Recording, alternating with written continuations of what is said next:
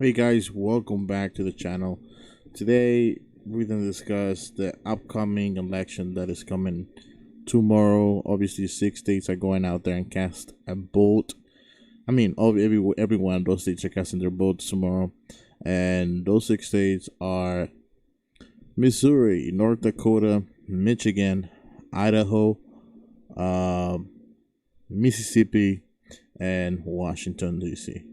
or Washington, not D.C. Washington.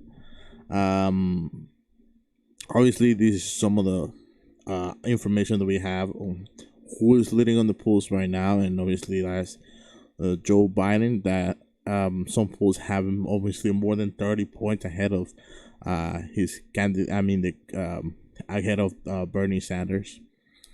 And as you see right here, some of the polls show that he's up in Mississippi more than 40 points, and 30 in North Dakota, 34 in Michigan as well, 15 in Idaho, 21 in Missouri, and also very close in Washington and in favor of Biden. And I think some of those polls, most people are saying that are very inaccurate when it comes to a kind of bias in favor of Joe Biden, and that's because obviously we have Super Tuesday last week, and Joe Biden wants most states and Bernie Sanders, even though right now in the delegate count they're very close to one another, about barely 60 delegates away from each other. And obviously, as you saw right now, most of the new polls show Biden to lead most of the states. Is here right now, so we'll show that. But the other polls against the Atlas Intel that have Michigan, are more close between Joe Biden and Bernie Sanders, and I think that's a more accurate depiction of what might happen tomorrow. Um, since I think and I don't think they're very far from one another when it comes to the race. It's very gonna be very surprising if Joe Biden will take the lead for a huge man, as you see in some of the polls, like the Australia polls show right here on top. I would be very surprised because if that happens, then more likely the Bernie Sanders campaign will find itself in a very, very tough situation, since they need as many delegates as they can, even if they come in second place behind Joe Biden in some other states tomorrow. They need to make it very close. That way they get almost the same amount of delegates. That way, if they go to the convention, they say, look, nobody got the majority of delegates needed to win the nomination. Therefore, I'll make my case about why you should elect me, and why I'm the most electable person to go against Donald Trump to the toe face to face. And obviously, most people would know that Joe Biden is not doing so well when it comes to having the most eloquent thoughts and rallies and speeches when he goes out there, and more than 10 minutes and 20 minutes. That's where some of his words starts going away. His thoughts start being all everywhere. Again, not coherent enough for people to completely understand what Joe Biden's policy proposals are, or what he really stands for, because we know that he's just saying stuff, and sometimes he just goes from one thing to another very randomly, and people are beginning to suspect. I'm like, what the hell is going on here? Does he have an issue with the way that he processes thoughts and the way he carries himself in front of people?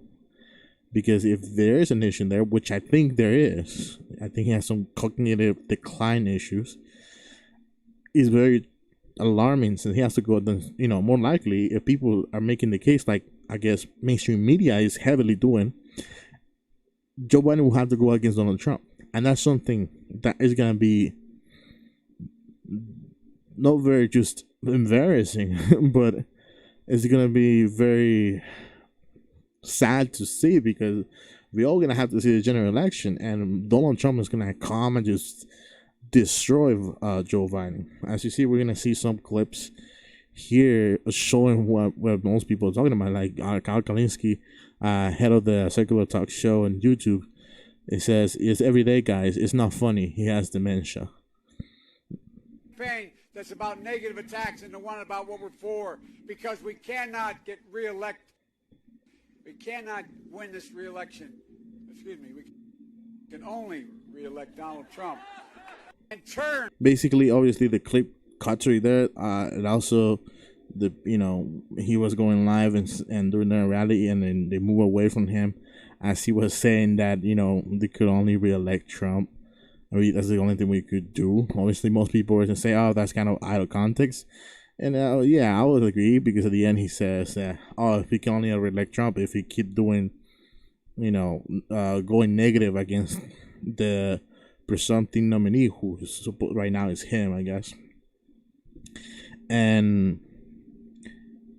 But you saw it right there, right? He has some issues or troubling trying to put his word together. And most people say, "Oh yeah, you would have the same issues if you would go out there and do one more than rally." Now Bernie Sanders does 3 rallies, and most of the time he talks for more than an hour, and he is doing well for himself. This rally of Biden, he only went for one rally for 7 minutes, and he was able to make these kind of issues, make these kind of errors for 7 freaking minutes, bro. And he can't even stand there. In the upcoming debate, in the upcoming debate next week, after tomorrow's election process, the Joe Biden's campaign, I made a deal with CNN Network, who is hosting the next debate, and say, "You know what? We don't want a head-to-head match against Bernie Sanders. We want a kind of town hall like debate where both candidates might be sitting down, not standing up, sitting down.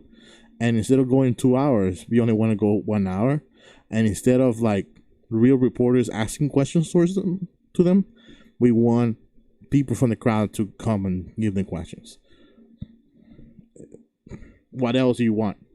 The Biden campaign made these strategies since the beginning because he had these issues. A lot of people were pointing it out. Candidates that right now dropped out even pointed out and say, "Hey, I'm worried about Joe Biden's cognitive decline. He's having issues to put thoughts together, words together, sentences together."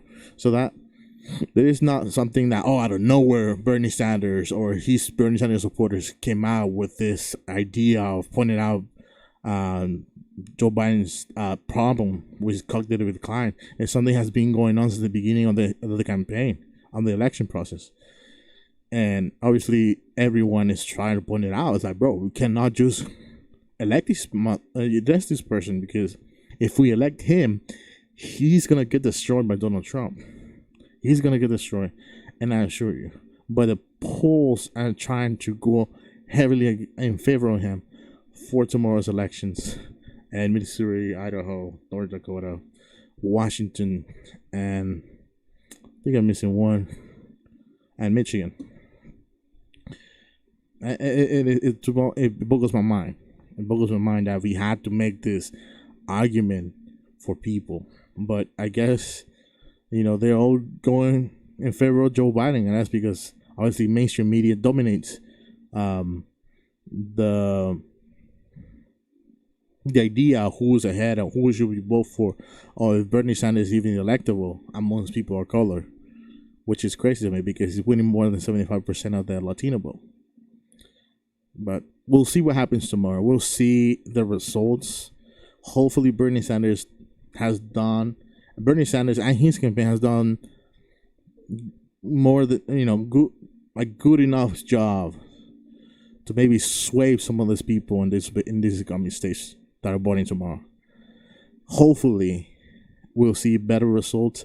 And if Biden wins, which will be kind of sad, but if he wins, hopefully Bernie Sanders is right there, right next to him. Like it happened in Texas, like it happened in Wyoming. But I didn't know Wyoming, but I think it was Maine. My bad, Maine. What happened in Maine, they were very close. So we'll see what happens tomorrow.